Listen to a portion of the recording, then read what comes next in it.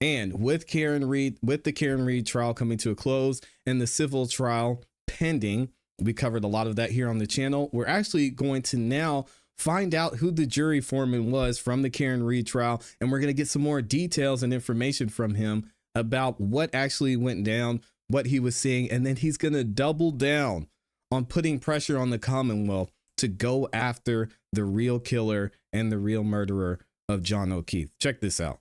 Up with everybody lying to her. After years of speculation, weeks of testimony, and 2 trials, he was the one who officially declared Karen Reed not guilty in the murder of John O'Keefe.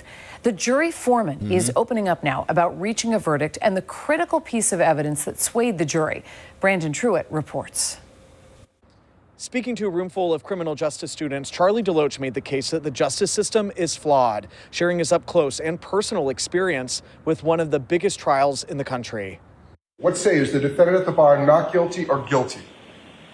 Not guilty. Millions watched as the verdicts were read that ultimately freed Karen Reed. But that unseen voice uttering the jury's decision belongs to Charlie DeLoach. It was intense because before I got to the last not guilty, the crowd erupted.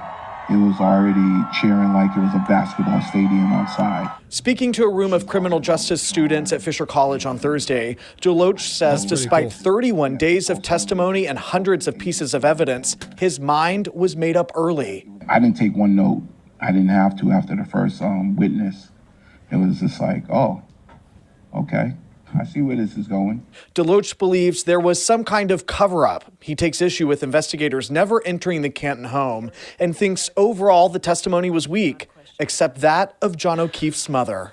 She was broken up already, trying to even talk about her daughter who passed and also her son-in-law who passed away. And then seeing her really break down when she's talking about John. When the jury was finally free to deliberate, DeLoach says all of them wanted to look at one piece of evidence, the taillight, and claims many jurors came to the conclusion it had been tampered. And we heard testimony from Sergeant Barrows. We reviewed it just a couple of days ago saying, hey, when we picked up the car and we had it towed, that damage that you see on the taillight in these pictures was not there. It didn't happen that way.